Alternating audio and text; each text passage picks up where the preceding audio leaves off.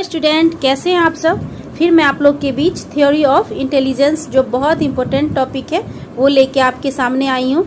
देखिए सीटेट 2021 का जो दिसंबर में एग्जाम होने वाला है उसमें सीडीपी जो हमें बाल विकास एवं मनोविज्ञान पढ़ना है उसका एक बहुत ही इम्पोर्टेंट टॉपिक है, चैप्टर है उसका थ्योरी ऑफ इंटेलिजेंस। ठीक है, पिछले वीडियो में हम आपको बताए थे कि what is the real meaning of intelligence, बुद्धि क्या है, उसकी विशेषता क्या है, उसके प्रकार क्या है। ठीक है, अब देखिए ये जो थ्योरी ऑफ इंटेलिजेंस है ये बहुत इंपॉर्टेंट है क्योंकि साइकोलॉजिस्ट ने जितने सारे बुद्धि के सिद्धांत का प्रतिपादन किया उनमें बहुत सारा सिद्धांत है। ठीक है, तो वो सिद्धांत हम एक एक करके आपको, पहले तो मैं आपको बता दूं कि कौन सा सिद्धांत को किसने निर्माण किया। ठीक है, वो अगर आप समझ जाते हैं फिर मैं जो इम्पोर्टेंट थ्योरी है उसको मैं थोड़ा थोड़ा करके आप लोग को आपके बीच में लाऊंगी और आप लोग को समझा दूंगी। ठीक है, ताकि कंसेप्ट क्लियर हो जाए और उससे रिलेटेड जो भी क्वेश्चन पूछता है आप आराम से जवाब दें। ठीक है, क्योंकि मैं फिर बोल रही हूँ कि कंसेप्ट क्लियर रहना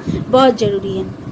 एक चीज़ और हम बता देते हैं कि अभी जो बीएड फर्स्ट ईयर का जो एग्ज़ाम हो चुका है, जो लोग एग्ज़ाम दे चुके हैं उसके लिए ये सीटेट जो फॉर्म फिलअप कर सकते हैं कि नहीं वो इस पे डिपेंड करता है कि उसका रिज़ल्ट कब निकलेगा। ठीक है, रिज़ल्ट अगर पहले निकल जाता है तो आप फॉर्म फिलअप कर सकते हैं, अगर रिज़ल्ट पहले नहीं निकलता है तो आप फॉर्म फिलअप नहीं कर सकते। ठीक है, लेकिन हम यही कहेंगे कि आप तैयारी में लगे रहिए, ये तो डिपेंड करता है कि कब रिज़ल्ट आएगा।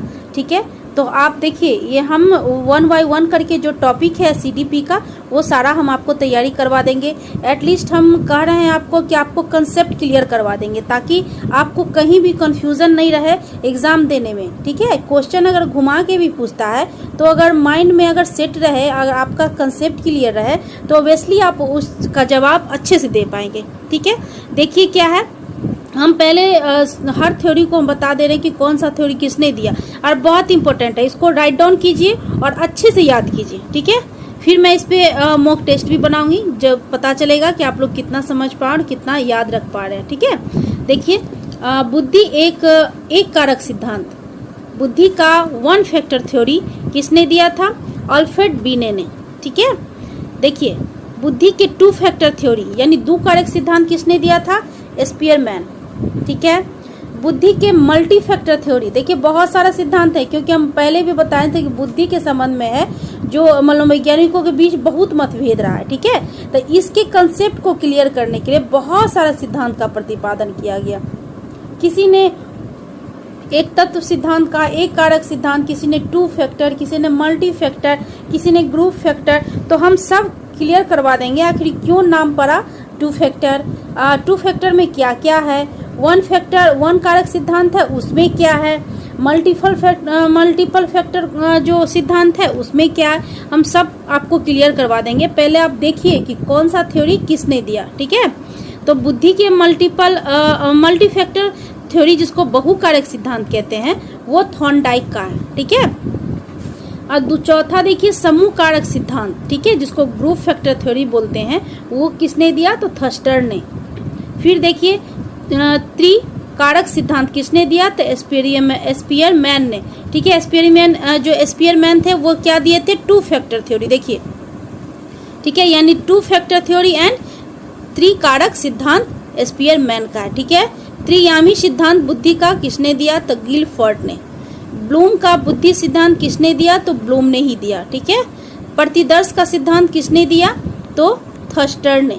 ठीक है, क्रमिक महत्व का सिद्धांत बुद्धि का किसने दिया? तो वर्ट मनोवैज्ञानिक ने। ठीक है, अब देख लीजिए जितना सारा सिद्धांत है इस सिद्धांत से हटके कोई अलग सिद्धांत नहीं आएगा। हमने सारे सिद्धांत को यानी सारे थ्योरी को इसमें हम ऐड कर लिए हैं, इससे बाहर कोई थ्योरी हो ही नहीं सकता है।